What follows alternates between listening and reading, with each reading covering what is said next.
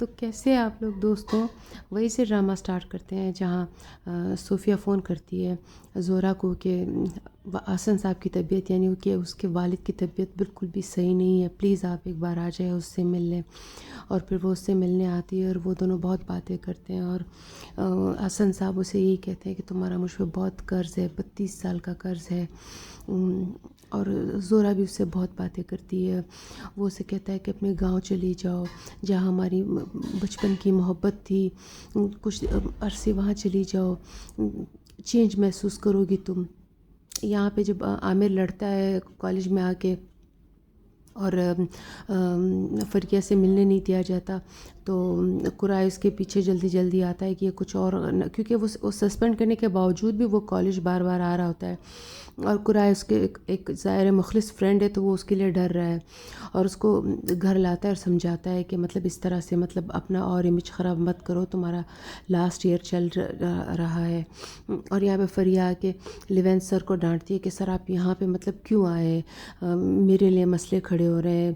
اور یہاں ہانڈے جو ہے وہ اس کو دیکھ رہی ہوتی ہے، وہ چغلی والے اس کے جو حرکتیں ہوتی ہے، اور پھر آگے لیون سر سے باتیں کرتی ہے کہ او آپ تو وہی ہے، کبھی بوٹ والے اور کبھی کیپٹن اور اب ٹیچر۔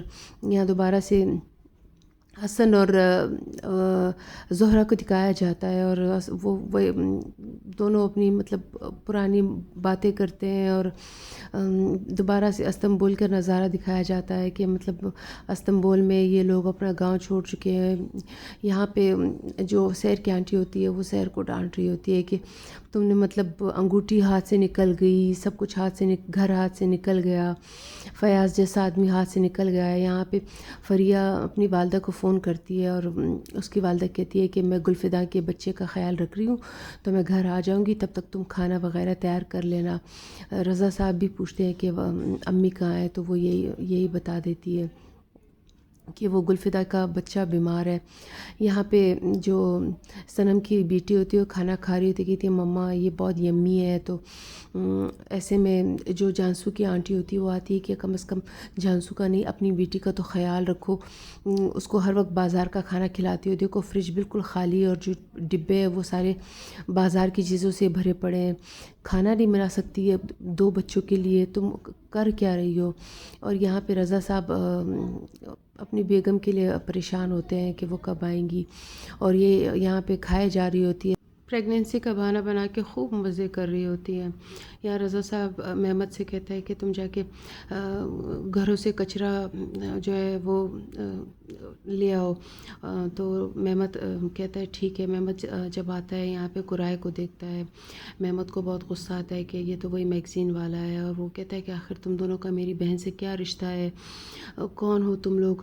ایسے میں بہت زور و شور کی جب آوازیں آتی ہے تو بلڈنگ والے کمپلین کرتے ہیں، رضا صاحب کو نیچے بتاتے ہیں، اور رضا صاحب اوپر آتے ہیں تو سب کو الگ کرتے ہیں اور ان کو اپنے گھروں میں بھیج دیتے ہیں اور اپنے بچوں کو نیچے لے آتے ہیں۔ اور یہاں پہ جو محمد ہے وہ فریہ پہ چیخ رہا ہوتا ہے کہ تمہارا مطلب کیا تعلق ہے تمہارا ان دونوں کے ساتھ، کیا ریلیشن ہے۔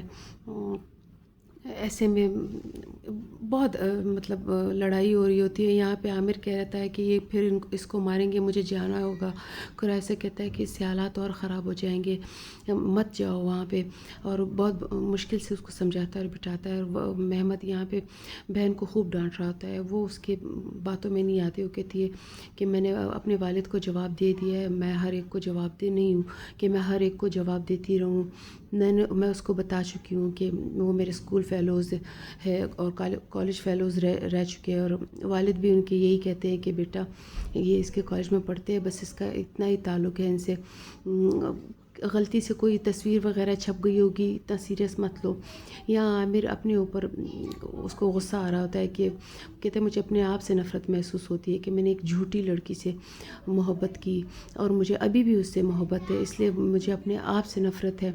تو وہ کہتا ہے کہ ہانڈے بھی تو اسی طرح ہے، ہانڈے بھی تو ایک جھوٹی لڑکی ہے، میں اس سے محبت کرتا ہوں لیکن مجھے اس سے نفرت نہیں ہے، میں اس کی جھوٹ سے بھی محبت کرتا ہوں، تو پھر تم کیوں ایسے ہو، تم کیوں اس طرح نفرت دکھا رہے ہو۔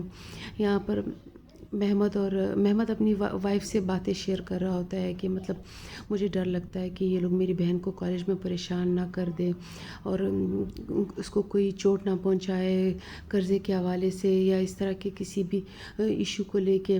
اس کی بہن اسے کہتی ہے کہ نہیں، اگر ایسا ہوتا تو وہ بتا دیتی، اگر اس کو کوئی تکلیف ہوتی تو وہ بتا دیتی، اس کا مطلب اس کو کوئی مسئلہ ہی نہیں ہے، ورنہ اس لیے تو وہ خاموش ہے.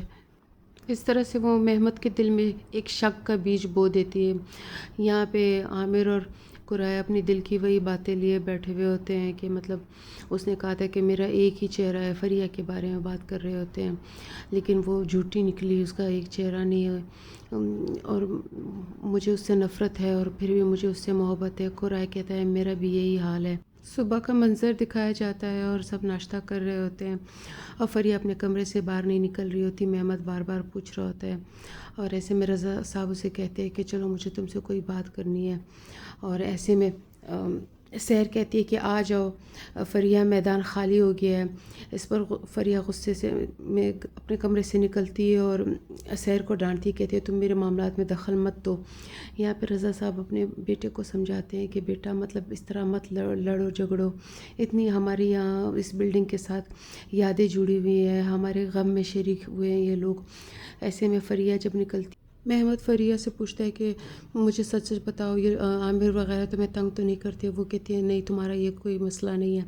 یہاں پہ قرائے چائے بنا کے عامر کو دیتا ہے اور وہاں سے چلا جاتا ہے کہ مطلب جب تک سسپینڈ ہوئے ہو تب تک کالج مت آنا. یہاں پہ صنم میڈم جو ہے وہ اپنے لیے چائے بنا رہی ہوتی ہے اور وہ جانسو کی آنٹی سے بھی پوچھتی ہے تو وہ کہتی ہے وائی ناٹ، ویسے بھی گھر کا کھانا وغیرہ تو تم بناتی نہیں ہو، اور یہ جو بول رہی ہو تھوڑا بہت گھر میں 25% حصے کی وجہ سے ہی بول رہی ہو. یہاں پہ کلثوم آتی ہے اور قرائے اس کو دیکھتا ہے کہ پوچھتا ہے کیا ہوا، تو وہ کہتی ہے کہ بس چھوٹ گئی میری. قرائے سے کہتا ہے چلو میں ڈراپ کر دیتی ہوں، اور وہ کلثوم کو ڈراپ کرتا ہے. عامر یہاں اپنی پریشانیوں میں گھرا ہوا ہوتا ہے اور فون کرتا ہے کہ آپ لوگوں نے فریہ کو تنگ تو نہیں کیا؟ اس کی والدہ کہتی ہے نہیں. وہ کہتے ہیں نہیں، اس حادثے کے بعد. تو وہ کہتی ہے کہ نہیں، ہمیں تنگ نہیں کیا ہے. یہاں کلثوم کا کالج آ جاتا ہے اور قرائے بھی یہاں پر بہانے سے پوچھتا ہے کلثوم سے کہ فریہ کو تم لوگوں نے تنگ تو نہیں کیا رات کو؟ تو وہ کہتی ہے کہ نہیں ایسی کوئی بات نہیں. یہاں فریہ عذرا کے ساتھ بات کر رہی تھی. عذرا کہتی ہے تم ایک پاپولر لڑکی تھی، تم نے اپنا نام خراب کیا. تو فریہ کہتی ہے ابھی میرا موڈ صحیح نہیں ہے، کسی دن تفصیل سے تمہیں بتا دوں گی کہ کیا مسئلہ ہوا تھا یا کیوں مجھے تمہارے ساتھ مسئلہ ہوا یا کیا بات ہوئی. یہاں پہ عامر کالج آتے ہیں، حالانکہ سسپینڈ ہونے کے باوجود، اس لیے ٹیچر اس کو واپس کالج سے نکال دیتے ہیں. ہانڈے اپنی گاڑی میں کالج کی طرف آ رہی ہوتی ہے، لیکن وہ عامر کی والدہ کی گاڑی دیکھتی ہے کسی سیلون کے سامنے اور وہیں پہ جا کے بیٹھ جاتی ہے اور اس کے کان بھرنے لگتی ہے، جو کہ اس کا کام ہی یہی ہے کہ وہ آپ کو پتہ ہے کہ اب ہالدون صاحب کی تو ڈیتھ ہو چکی ہے، اب اس کی نئی پارٹنر کون ہے. اور یہاں پر لارا وہ اپنے ایکسرسائز کر رہی ہوتی ہے، ایسے میں وہ ٹوٹی ناک والا آتا ہے اور لارا سے کہتا ہے کہ کیوں تم اتنی روڈ ہو. وہ لارا سے کہتا ہے کہ ضرور تمہارے ایکس بوائے فرینڈ نے تمہیں دھوکہ دیا ہے، یا تو تمہارے والد کا کوئی ایکسٹرا میریٹل افیئر ہے جس کی وجہ سے تم مردوں سے اتنا نفرت کرتی ہو. لارا کو بہت غصہ آتا ہے اس بات پہ. یہاں اونال صاحب اپنی بیوی سے بات کر رہے ہوتے ہیں. وہ اسے کہتی ہے کہ میں تم سے ملنا چاہتی ہوں، کیونکہ ہانڈے اس کے کان بھر چکی ہوتی ہے. یہاں جانسو کی آنٹی اور جانسو شاپنگ کر کے آ رہے ہوتے ہیں، تو جانسو عامر کو دیکھتی ہے اور آنٹی سے کہتی ہے کہ میں اپنے دوست سے بات کرنا چاہتی ہوں. تو آنٹی کہتی ہے ٹھیک ہے، تم بات کر کے آ جاؤ، میں جا رہی ہوں. یہاں پہ جانسو پھر فریہ کے خلاف باتیں کرنا شروع کرتی ہے تو عامر کو برا لگنے لگتا ہے. تو عامر اس سے کہتا ہے کہ یہ کوئی غلط فہمی بھی ہو سکتی ہے، ایسا بھی نہیں ہے، فریہ ایسی بھی نہیں ہے. جانسو حیران ہو جاتی ہے کہ ارے اس کی تو ابھی تک فریہ اس کے دل میں بسی ہوئی ہے، اور سحر بھی یہ باتیں سن رہی ہوتی ہے کہ او یہاں تو مطلب اس نے اتنے بڑے لڑکے کو پھنسایا ہوا ہے اور انجان بنی ہوئی ہے. یہاں پر فریہ لیون سر سے کہتی ہے کہ سر آپ مطلب آپ کیوں یہاں پر آئے ہیں؟ تو وہ کہتے ہیں کہ اگر تم سچ سننا چاہتی ہو تو میں تمہارے لیے یہاں پہ آیا ہوں. یہاں پہ اونال جو ہے وہ اپنی ایکس وائف کے ساتھ بیٹھ کے باتیں کر رہے ہوتے ہیں، اور وہ کہتے ہیں کہ اگر دیکھو تم یہ بزنس جو کر رہے ہو یہ بہت خطرناک ثابت ہوگا. کیونکہ صنم ایک اچھی عورت نہیں ہے، تو نال صاحب حیران رہ جاتے ہیں کہ عامر بھی اس کے خلاف ہے۔ یہاں پر فریہ اور لیون سر کو دوبارہ دکھایا جاتا ہے، تو لیون سر کہتے ہیں کہ اگر تم چاہتی ہو کہ میں یہ جاب چھوڑ دوں تو میں چھوڑ دیتا ہوں۔ تو فریہ اسے کہتی ہے تمہاری مرضی ہے، تم نے اپنی مرضی سے جوائن کیا ہے، مجھ سے پوچھ کے تو جوائن نہیں کیا۔ یہاں پر بہت مزے سے سیر باتیں کر رہی ہوتی ہے اپنی آنٹی کے ساتھ، اور کہتی ہے کہ آنٹی میں آپ سے ملنے آ رہی ہوں۔ تو کلثوم سے کہتی ہے کہ واہ تمہارے تو مزے ہے۔ وہ کہتی ہے ہاں۔ سحر کہتی ہے کہ سب میرے شوہر کی وجہ سے، اور ایسے میں یہاں پہ وہ چلی جاتی ہے اور عمر گھر آ جاتا ہے۔ یہاں پہ وہ جم کے باہر کا منظر دکھایا جاتا ہے جہاں لارا آتی ہے اور وہ سوری کرتی ہے اس لڑکے سے، اور اسے کہتی ہے کہ میں زیادہ ہی روڈ ہو گئی تھی، اور پھر وہ کہتا ہے کہ ایسا موسم میں تمہیں ٹیکسی نہیں ملے گی، تم میرے ساتھ چلو، اور لارا حامی بھر لیتی ہے اور اس کے ساتھ چلی جاتی ہے اس کی گاڑی میں بیٹھ کر۔ یہاں پہ ایک عورت آتی ہے زورا کے گھر، اور اسے کہتی ہے کہ یہ دیکھو تمہارے بیٹے نے آج کتنا بڑا غلط کام کیا ہے، میرے بیٹے کا موبائل چرایا ہے، یہ اس طرح تمہارا بیٹا بہت خطرناک ہے۔ عمر کو ماں بہت ڈانٹتی ہے کہ تم مطلب ایسا کیسے کر سکتے ہو۔ گلفدہ خاتون بھی آتی ہے، سب آتے ہیں کہ ارے بچہ کتنا بگڑ گیا، یہ کیا ہو رہا ہے، ختیجے کو تو بہانا چاہیے کہ دیکھو اس کی صحیح تربیت نہیں ہوئی کالج میں۔ یہاں پہ ہانڈے جو ہے وہ پھر جو ہے فریہ کو تنگ کر رہی ہوتی ہے، اور کہ مطلب وہی کہ تم تو بہت نیچی ذات کی ہو، فلاں ہو۔ ایسے میں لیون سر آتے ہیں، یہاں پیچھے سے قرائے آتا ہے اور ہانڈے کا ساتھ دیتا ہے، تو لیون سر چلے جاتے ہیں، اور قرائے ہانڈے سے کہتا ہے کہ چلو میرے ساتھ۔ وہ کہتا ہے کہ میں نے تمہیں دیکھ لیا کہ تم بھی اس پینڈو لڑکی کے ساتھ گلنے ملنے لگے ہو۔ یہاں پر گلفدہ اور خدیجہ خاتون جو ہے وہ عمر کے بارے میں بات کر رہی ہوتی ہے کہ عمر بہت بگڑ رہا ہے، اور ایسے میں آنٹی آ جاتی ہے، کہتی ہے ہائی میرے پاس رہنے کو تو کوئی جگہ نہیں ہے، اس لیے میں یہاں آ گئی ہوں۔ یہاں پر عامر اور اس کے والد جو ہے وہ کہتے ہیں کہ چلو ہم دو بزنس مین کی طرح ڈیل کرتے ہیں، کیوں تمہیں صنم پسند نہیں ہے؟ تو وہ کہتا ہے کہ وہ مطلب ایک عورت اپنے شوہر کو چیٹ کر سکتی ہے اور جھوٹی ماں بن سکتی ہے، تو وہ کچھ بھی کر سکتی ہے۔ عامر اسے کہتا ہے کہ دیکھو بابا یہ آپ کے لیے مطلب ایک مہنگا سودا ہو سکتا ہے اس عورت کے ساتھ ڈیل کرنا۔ یہاں پہ لارا اور جانسو ایک ساتھ بیٹھی ہوئی ہوتی ہے، اور جانسو سے کہتی ہے کہ تمہیں زبردستی اپنی ماں نے بھیجا ہوگا، ورنہ تم کون سا آنے والی ہو۔ لارا کہتی ہے نہیں، تمہارے والد کے مرنے کا مطلب مجھے ابھی تک یقین نہیں آ رہا، مجھے بہت دکھ ہو رہا ہے، اور پلیز یہاں سے مت جاؤ، یہیں پہ پڑھو، یہیں پہ اپنا مطلب سیکھو، اسٹڈی کرو، یہاں پہ ایک نئی زندگی کا آغاز کرو اور پچھلی باتیں بھول جاؤ۔ یہ سب باتیں صنم میڈم سن رہی ہوتی ہے۔ یہاں پہ مہمت آتا ہے اور وہ عامر سے بات کرتا ہے کہ میں واقعی میں بیوقوف ہوں، بیوقوف نہ ہوتا تو میں تمہارے ڈپتھ کے انڈر نہ ہوتا، میں کچھ اور ہوتا۔ یہاں پہ صنم میڈم سو رہی ہوتی ہے، اور سوتے ہوئے اس کو وہی خواب آتے ہیں، اور ہر وقت آتے ہیں۔ وہ بہت مینٹلی بہت ڈسٹرب ہوتی ہے، جب ہلدن اس سے میڈیسن مانگ رہے تھے اور وہ نہیں دے رہی تھی، اور ایسے میں اس کی حالت خراب ہو گئی تھی، اس وجہ سے وہ اپنے ضمیر کو بہت ملامت کرتی ہے۔ محمد اپنے کام پہ ہوتا ہے اور اسے فون آتا ہے کہ مطلب عمر نے ایسے چوری کی ہے، تو محمد بھی بہت پریشان ہو جاتا ہے اس حوالے سے۔ یہاں پہ آنٹی جا رہی ہوتی ہے، جانسو سے کہتی ہے کہ اپنا بہت خیال رکھنا۔ جانسو کہتی ہے ٹھیک ہے، اور اس سے بہت سے وعدے لیتی ہے کہ اپنا خیال رکھو گی، اسٹریس میں نہیں جاؤ گی، اور صنم میڈم تو بہت خوش ہوتی ہے کہ چلو جان چھوٹی اس عورت سے۔ وہ اسے کہتی ہے کہ بس ایک ہی ریکویسٹ ہے تم سے کہ گھر کا کھانا بچوں کو دیا کرو۔